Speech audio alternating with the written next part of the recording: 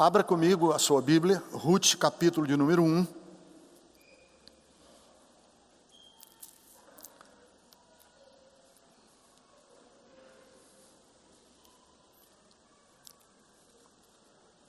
Versículo de número 1. Na época dos juízes, houve fome na terra. Um homem de Belém de Judá, com a mulher e os 2 filhos, foi viver por algum tempo nas terras de Moabe. O homem chamava-se Elimeleque, sua mulher Noemi, e os 2 filhos se chamavam Malom e Quilion. Eram efrateus de Belém de Judá. Chegaram em Judá e lá ficaram. Em Moabe e lá ficaram. Elimeleque morreu, o marido de Noemi. E ela ficou sozinha com seus 2 filhos. Eles se casaram com mulheres moabitas. Uma se chamava Orfa e a outra Ruth. Depois de terem morado lá por quase 10 anos, morreram os 2 filhos de Noemi, Malom e Quilion. E Noemi ficou viúva, sozinha, sem os 2 filhos e sem o marido. Quando Noemi soube em Moabe que o Senhor viera ao auxílio do seu povo, dando alimento, decidiu voltar com as 2 noras para sua terra. Assim ela, com as 2 noras, partiu do lugar onde tinha morado. Enquanto voltavam para a terra de Judá, Noemi disse às 2 noras: vão, retornem para casa das suas mães. Que o Senhor seja leal com vocês, como vocês foram leais com os falecidos, meus 2 filhos, e comigo. O Senhor conceda a cada uma de vocês que encontre segurança do lar de um outro marido. Deu-lhes beijos de despedida, mas elas começaram a chorar alto e disseram: não, não, não, voltaremos com você para junto do seu povo. Disse, porém, Noemi: voltem, minhas filhas, porque viriam comigo. Poderia eu ainda ter filhos que viessem a ser seus maridos? Voltem, minhas filhas, vão. Estou velha demais para ter outro marido. E mesmo que eu pensasse que ainda há esperança para mim, ainda que eu me casasse esta noite e depois desse à luz filhos, iriam vocês esperar até que eles crescessem? Ficariam sem se casar à espera deles? De jeito nenhum, minhas filhas. Para mim é mais amargo do que para vocês, pois a mão do Senhor voltou-se contra mim. Elas então começaram a chorar alto de novo. Depois Orfa deu um beijo de despedida em sua sogra, mas Ruth preferiu ficar com ela. Então Noemi aconselhou Ruth: veja, sua cunhada está voltando para o seu povo e para o seu Deus. Volte com ela. Ruth, porém, respondeu: Não insistas comigo que te deixe, e que não mais te acompanhe. Aonde fores, irei. Onde ficares, ficarei. O teu povo será o meu povo, e o teu Deus será o meu Deus. Onde morreres, morrerei, e ali serei sepultada. Que o Senhor me castigue com todo rigor, se outra coisa que não a morte me separar de ti. Até aí, versículo 17. Querido Deus, eu quero te pedir que a meditação na tua palavra abra chaves no nosso coração, janelas na nossa alma, abra portais no nosso espírito, para que a gente alcance um outro nível de compreensão, um outro nível de esperança. Não nos deixe acostumados às mesmas frases, mas que a mensagem de hoje traga e produza esperança no coração das pessoas. Que seja uma manhã significativa, principalmente para as mulheres que aqui estão. Eu te peço em nome de Jesus. Amém. Nós temos o hábito de dizer que um raio não cai no mesmo lugar 2 vezes. É um ditado popular.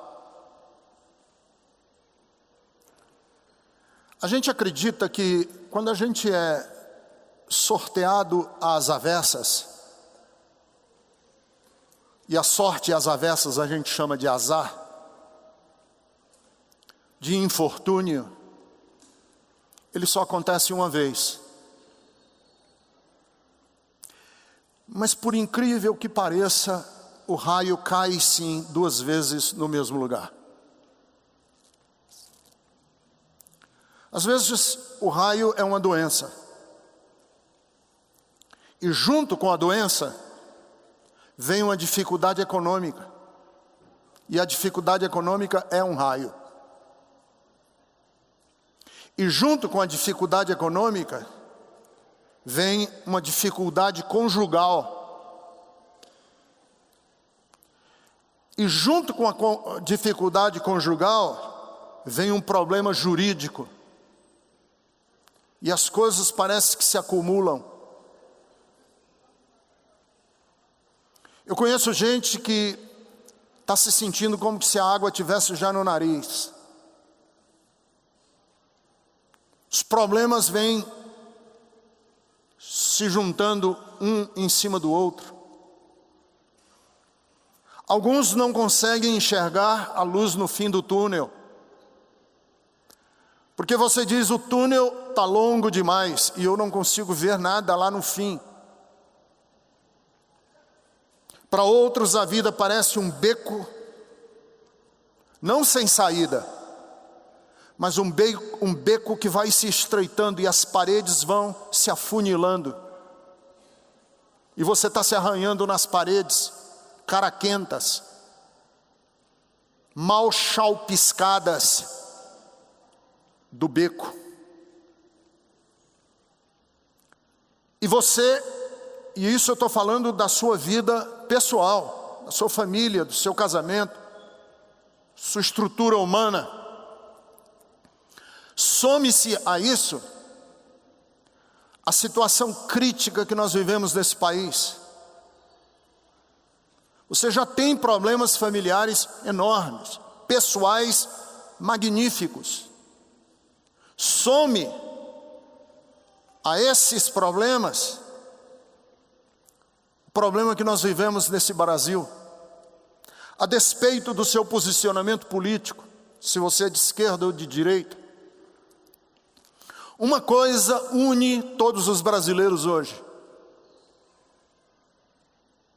Não importa qual é a sua posição política, tem uma coisa que nos une todos. É a percepção de que nós estamos à beira de um abismo, como nação. Nós estamos com um sistema educacional em ruínas. Vocês sabem que as escolas elementares são da alçada do município, que as escolas secundárias são da alçada do Estado e que a maioria das universidades são da alçada federal. Claro, a USP em São Paulo é do Estado de São Paulo. Mas a maioria das universidades brasileiras são federais.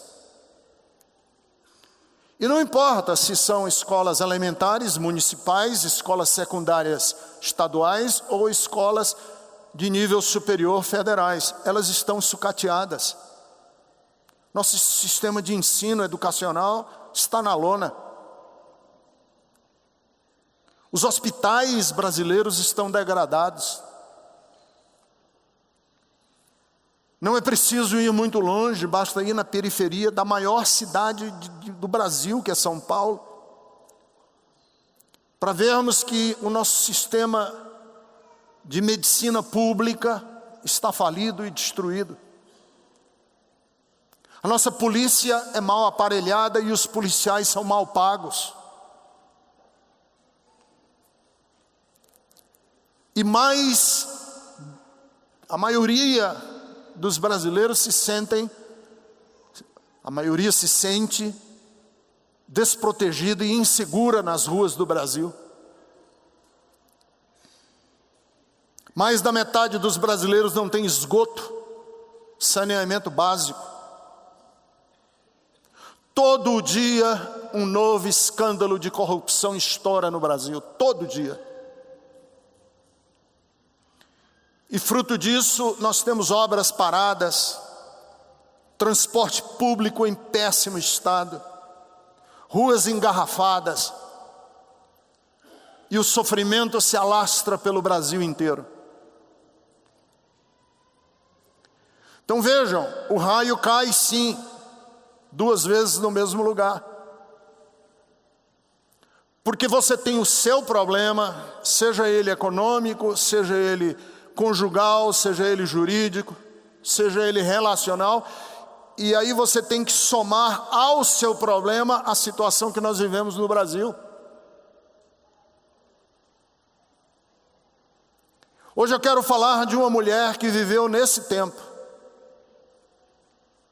Uma mulher que viveu num tempo extremamente delicado. Ela era uma mulher excepcional. Uma mãe, uma sogra, extremamente peculiar. Uma mulher que ficou pobre, viúva, estrangeira, num tempo de fome e num tempo pessoal da sua vida terrível. A história se dá em algum tempo bíblico que nós não sabemos precisar a data exata. Esse tempo é chamado na Bíblia de o tempo dos juízes. O tempo dos juízes foi um tempo politicamente anárquico de Israel. Anarquia política, porque Israel se dividiu em facções, em tribos. Israel se dividiu em condados. Israel se dividiu em departamentos distantes um do outro. E cada um desses departamentos tinha um juiz que governava sobre ele. E na cidade de Belém, ou na região que chamava-se então de Belém, houve uma grande fome. E aqui está a primeira ironia literária do texto. porque Belém significa em hebraico casa do pão. Betesda significa casa de misericórdia, mas Belém significa casa do pão. E era na casa do pão, na cidade de Belém, que estava acontecendo uma grande fome. Entre os que mais sofreram, estava uma família bem conhecida. Uma família que dispunha de um certo status. Uma família que era, como nós diríamos na linguagem brasileira de hoje, uma família de bem. Pagava as contas, vivia não na riqueza, mas também não era totalmente desconhecida. Era a família de um homem chamado Elimeleque. Ele era o pai da família, era o patriarca naquela sociedade patriarcal. Estava casado com uma mulher muito distinta, chamada Noemi. E diante dessa grande, enorme fome, Elimeleque chamou a esposa, a Noemi, e disse: vamos embora.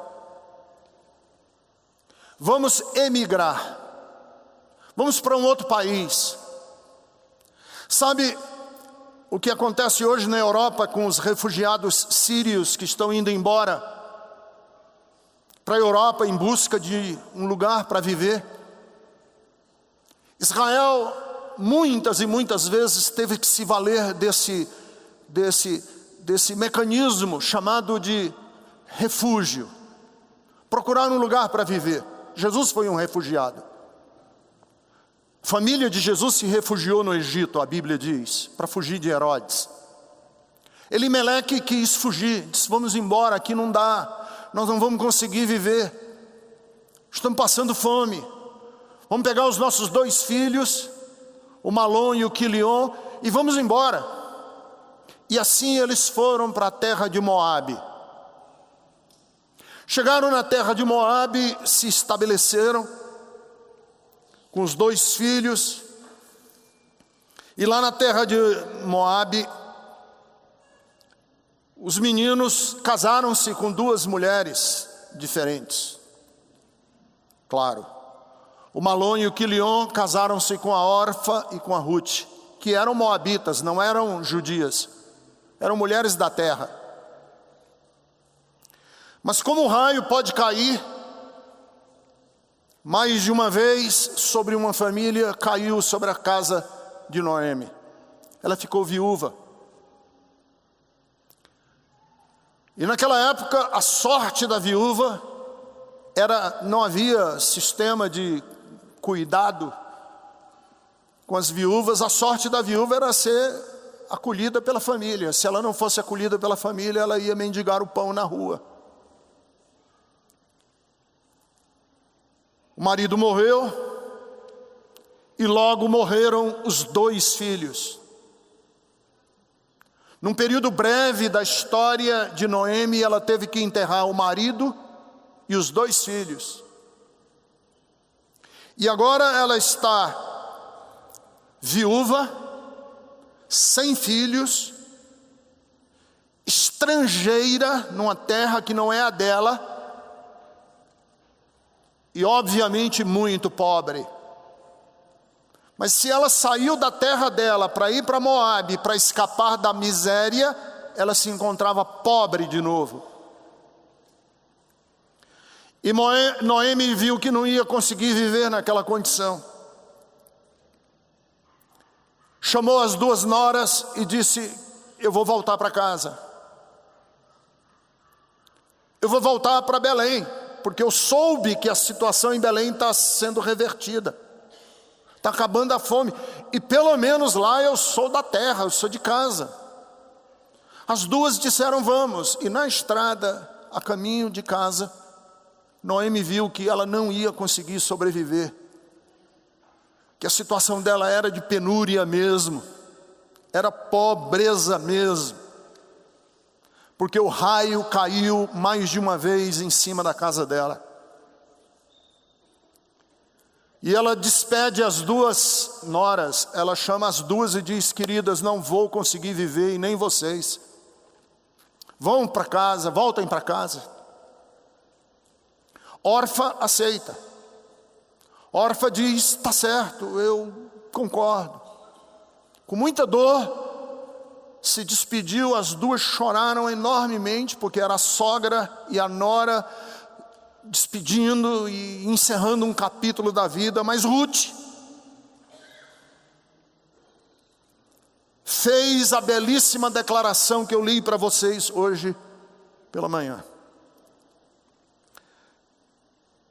Não insista comigo. Minha sogra, Noemi, não insista comigo. Não peça para que eu não vá com você. Eu vou com você. E aonde você for, eu vou também. E onde você ficar, eu vou ficar. O seu povo será o meu povo. O seu Deus será o meu Deus. Onde você morrer, minha sogra, eu vou morrer também. E quero ser sepultada onde você for sepultada. Que o Senhor me castigue com todo rigor. Minha sogra, se não for a morte, a única coisa que me separar de você. O restante da história é belíssima, eu não quero entrar porque eu perderia tempo. Que na verdade, Noemi consegue, junto com Ruth, que Ruth seja abrigada numa família, a família de Boaz, num arranjo de casamento que havia na cultura de Israel. Boaz casa-se com Ruth, lhe gera um filho. E o restante da história é uma das histórias mais lindas que nós temos na Bíblia. Eu recomendo que você leia, é um livro curtinho da Bíblia. A história de Ruth. Mas a minha pergunta básica, que eu não quero me delongar demais hoje, porque eu quero liberar vocês para irem para casa, estar com a mãe, estar com a família, é o que Noemi pode nos ensinar em tempos tão difíceis? O que Noemi pode nos ensinar quando o raio cai 2 vezes na nossa casa? Quando o infortúnio bate na nossa porta? Quando a morte ronda o nosso lar? Quando a pobreza, quando a falência, quando a penúria insistem comigo e com você? Primeiro,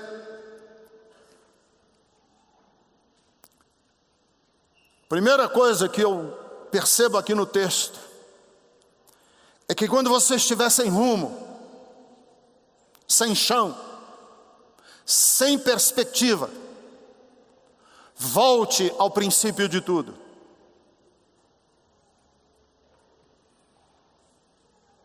Se você não sabe que caminho ir, pegue os seus pontos de referência iniciais. Se você não tem coordenadas para o amanhã, jogue a sua âncora no passado. Tome pé da situação voltando. Eu vi uma frase repetida por alguns evangélicos que dizem assim, a frase dizia assim: insistir sempre, desistir jamais.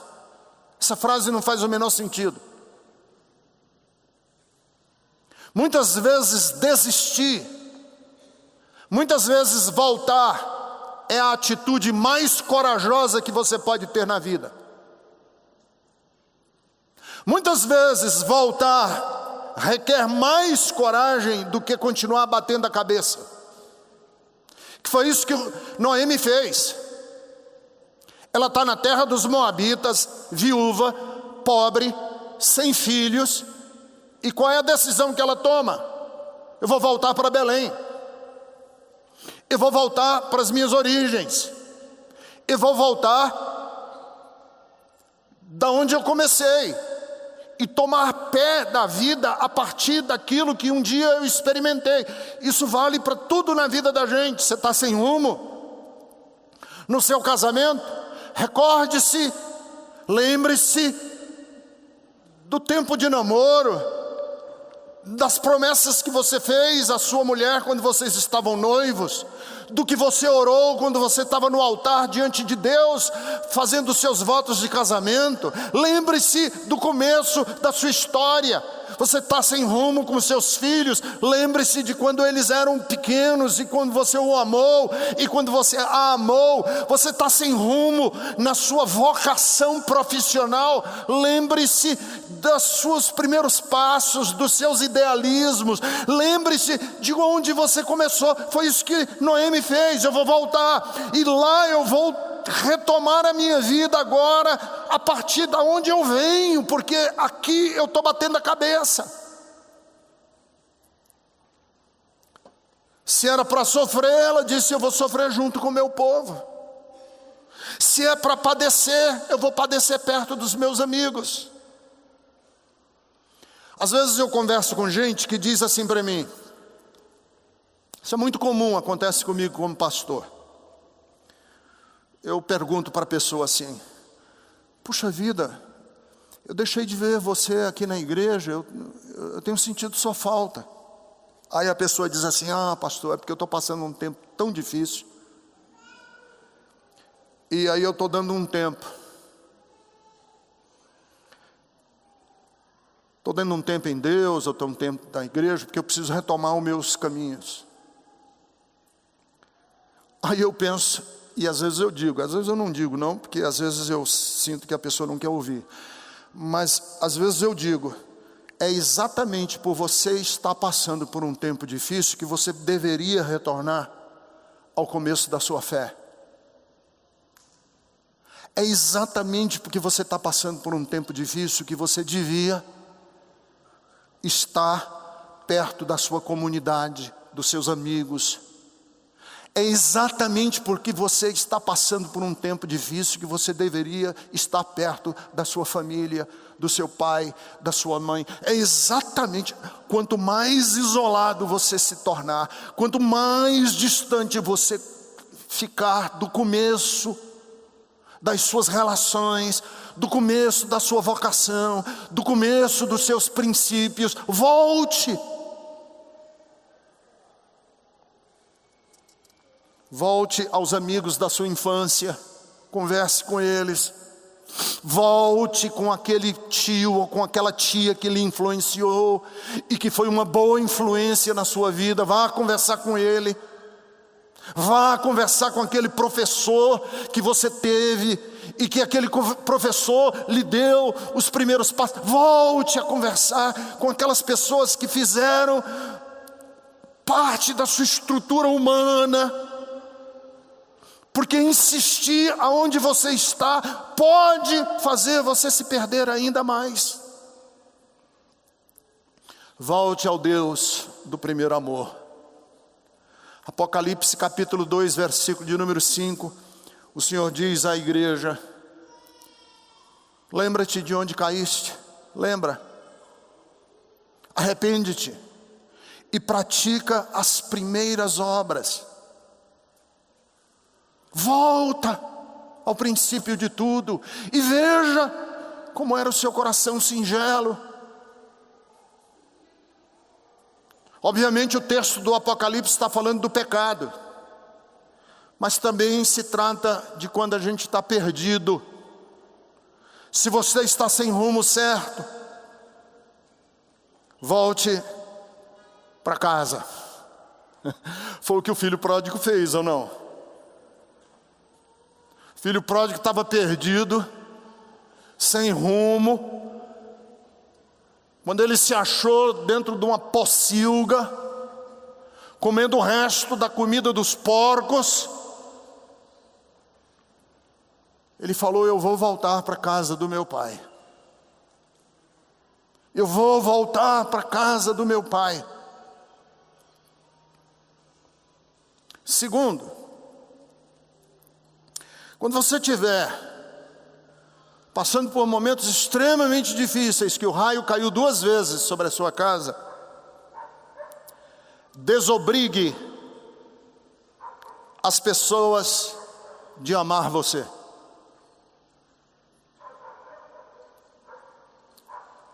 Desobrigue as pessoas de amar você. Está passando por um tempo muito difícil? Desobrigue. Libere as pessoas. Foi o que Noemi fez. Chamou as 2 noras e disse: vocês não precisam andar comigo. Vocês estão desobrigadas dos laços familiares. Isso aqui é extremamente difícil. Em tempos extremamente difíceis, desobrigue as pessoas de amar você. Você diz: pastor, eu não estou entendendo o que quer dizer isso. Quando a gente está passando por tempos muito difíceis, de extrema carência, uma coisa que nós não podemos carregar nos ombros é o sentimento de que a gente é um peso. Coisa pior do mundo é você próprio se sentir um peso para o outro. Tempos muito difíceis. Não queira ser um peso para ninguém. E o que é que Noemi fez? Noemi não estava querendo se ver livre das 2 noras. Noemi não estava querendo se viver uma vida independente. Noemi estava desobrigando as 2 noras, no caso da vida se complicar ainda mais. E depois Noemi ficar ouvindo por detrás das portas, as 2 noras ficarem murmurando e dizendo o seguinte: oh, que velha chata, que velha pesada.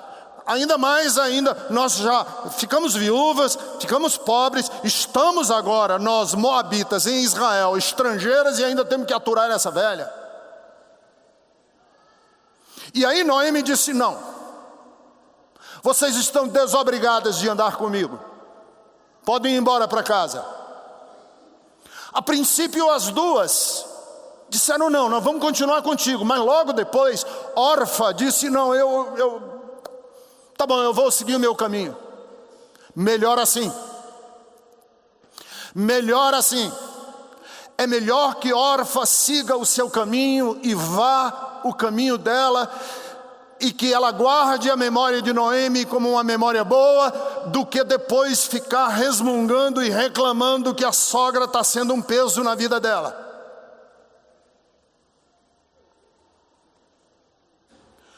Agora, se depois da pessoa liberada, ela disser: não, eu quero andar com você, a relação tem outro peso.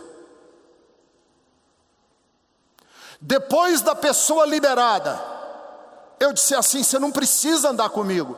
A pessoa disser: não, mas eu quero. Amigo, nós vamos ser mais fortes do que uma corrente de aço. Porque a Bíblia diz que uma corda de 3 dobras não se quebra com facilidade. Ruth não vai ser jamais um peso para Noemi, e Noemi jamais vai ser um peso para Ruth. Porque ela não precisava andar com a sogra, mas ela disse: eu quero. Eu estou desobrigado, mas eu quero.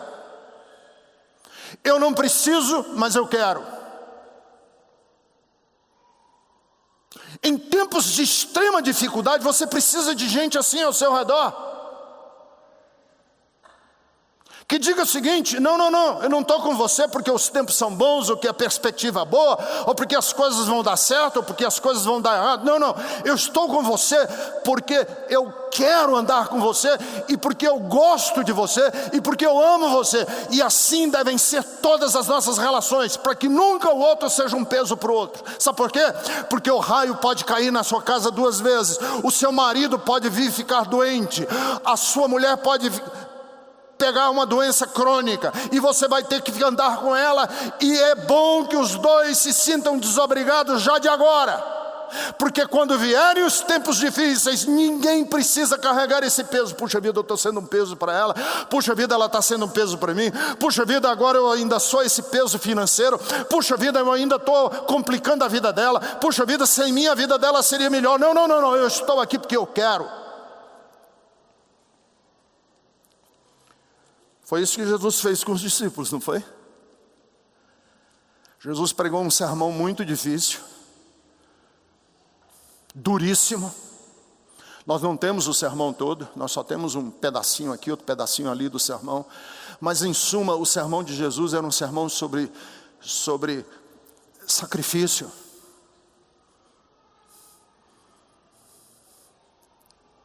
Deixa eu fazer um adendo aqui. Jesus não quer devotos. Jesus nunca quis devotos. Eu não sou devoto de Jesus. Eu sou seguidor de Jesus, é diferente. Devoto é aquele que vai para o culto e fica: ah, Jesus, maravilhoso, bom, aleluia, aleluia, aleluia. Pronto, isso é um devoto de Jesus. Jesus quer seguidores. Fecha parênteses.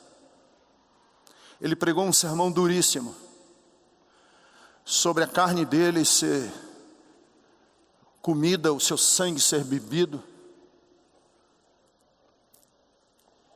E no sermão ficou implícito que quem quisesse ser seguidor dele tinha que andar nesse mesmo caminho. E como o auditório de Jesus tinha muito devoto, alguns começaram a ir embora. E Pedro, que era geralmente o mais falador, aproximou-se de Jesus e disse: Senhor, deixa eu te dar uma aula de relações públicas. Deixa eu te ensinar uns truques do marketing religioso. Não prega coisas duras não, que o pessoal, os devotos estão tudo indo embora. E como Jesus sabia que ele estava cutucando religiosos, o poder político de Roma,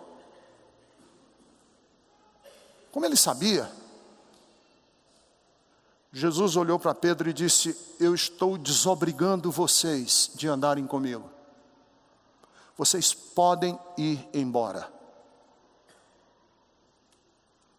Porque os tempos vão ficar difíceis. O raio vai cair 2 vezes. O raio vai cair 2 vezes sobre a minha vida. E vocês podem ir embora. Vocês estão desobrigados, porque o que é difícil vai ficar dificílimo. O que é duro vai ficar duríssimo. O que é complicado ficará complicadíssimo. Vocês podem ir embora, vocês estão desobrigados. Noemi chamou as 2 noras e disse: você está desobrigada, você não precisa andar comigo.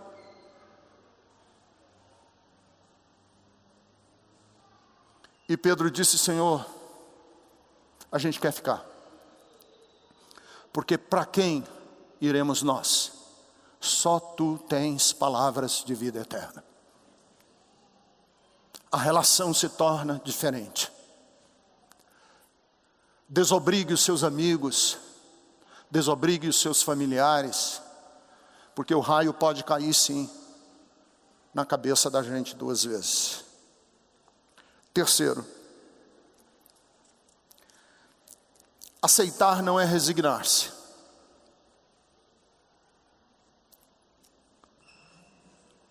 Se você estiver com a sua Bíblia ainda aberto em Ruth,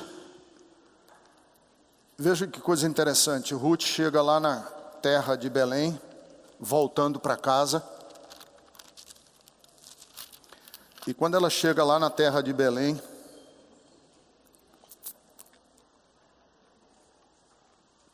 as amigas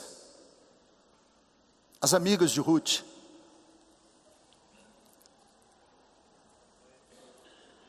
ou de Noemi, as amigas de Noemi, no versículo de número 19, O povoado era um povoado, Belém, alvoroçado por causa delas. E as amigas de Noemi olharam para ela e disseram: "Ah, é a Noemi? Tá um caco." Claro, envelhecida, acabada, claro, morreu o marido, morreram os 2 filhos, a única coisa que ela conseguiu na vida inteira foi passar fome, ser estrangeira. Você vê essas fotos desses refugiados lá na Grécia, morando em tenda, lá no porto de Calais, na França, morando em barracos, em container de porto, no meio do esgoto, estrangeiros, não falam a língua, não conhecem a cultura, não é bem-vindo. Quando as amigas olharam para Noemi, que quando ela voltou para casa, nem reconheceram. E as amigas disseram: "É Noemi?" Ela disse: "Não me chamem mais de Noemi." Porque a palavra Noemi significa alegre, feliz, prazerosa. Não me chamem mais de Noemi, me chamem de Mara. Porque a palavra Mara significa amarga. Porque a vida tem sido amarga comigo. Deus tem pesado a mão sobre a minha vida. Ela aceitou a realidade dela. Ela não está fugindo. Ela não está em delírio. Ela está consciente. Ela aceita que ela é uma mulher arrasada, devastada pela fome, porque o raio caiu na casa dela mais de uma vez. Mas Noemi não é, embora ela tenha pedido às amigas que chamassem ela de Mara, que significa amarga, ela não é uma mulher amarga. A sorte dela é amarga, mas ela não é uma mulher amarga. Você diz assim: "Pastor, como é que você sabe que Noemi não é uma mulher amarga? Que Noemi não é uma mulher rancorosa? Que não é uma mulher intragável?" Por uma razão muito simples. Ruth atrelou a sorte dela à sorte dessa mulher. Ninguém gosta de andar com gente amarga, chata, com gente rancorosa, ninguém gosta. Mas Ruth disse: "Onde tu fores eu vou." Que mulher inspiradora, Noemi. Que mulher inspiradora. Devastada, destruída, arrasada como mulher, como mãe. Mas a nora, e olhe que relação sogra-nora sempre é complicada. A nora olha para ela e disse: "Eu quero ir com você onde você for."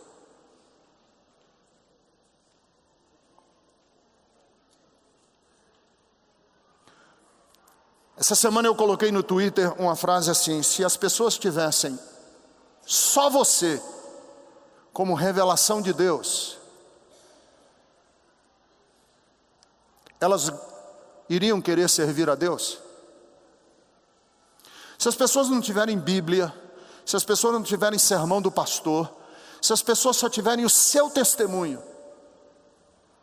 elas vão querer servir a Deus?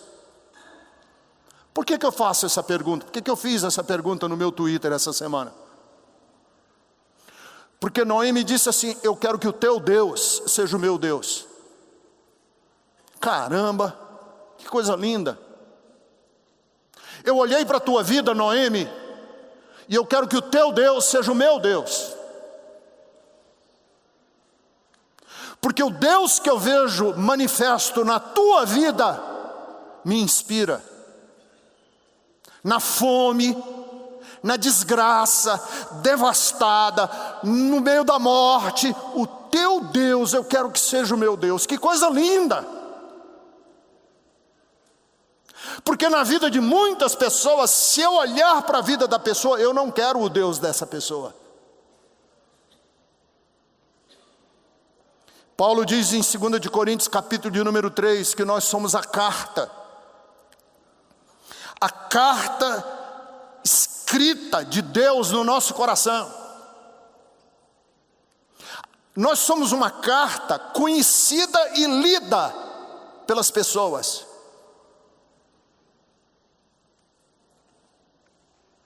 E a gente mostra que é uma carta, porque Deus não escreve em tábuas e nem em livros, Deus escreve em vidas.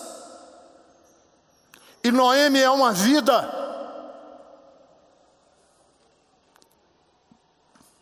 Então deixa eu falar uma coisa para você.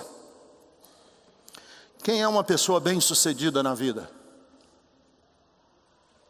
Uma pessoa bem-sucedida na vida não é uma pessoa que tem dinheiro, que tem cargos. Uma pessoa bem-sucedida na vida é uma pessoa que inspira outros. Noemi inspirou Ruth, inspirou mesmo na miséria. Queridos, eu já estive em hospital, visitando pessoas que no leito, muitas vezes de dor, o paciente que está na enfermaria do lado de lá diz assim: pastor, esse irmão aqui é tão querido, tão querido. Às vezes ele está na dor, mas o testemunho deste homem ou dessa mulher no leito da enfermidade está me ajudando a enfrentar essa luta.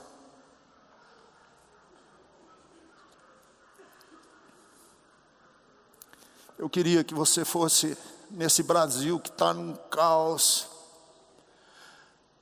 esse Brasil que está numa tensão política. Nós somos um barril de pólvora prestes a explodir. Que a sua vida seja uma inspiração, só isso. Que você inspire outros. Não porque você é medíocre, que você é pequeno, que você é raso como um pires, mas porque a sua vida reflete que você é uma carta de Deus escrita para esse mundo. Essa é uma pergunta que nós temos que fazer a nós mesmos. E eu vou terminar dizendo o seguinte: na hora da maior luta e na hora da maior dificuldade, lembre, nenhuma vitória é para sempre. E nenhuma derrota é definitiva. Queria que você repetisse isso comigo. Diga assim: nenhuma vitória é para sempre. E nenhuma derrota é definitiva. Eu vou saltar o livro todo. Depois eu quero que você leia em casa. Mas eu vou saltar o livro todo e ler no capítulo 4 de Ruth, no versículo de número 16, que diz assim: e Noemi pôs o menino no colo e passou a cuidar dele. E deram o nome do menino de Obed.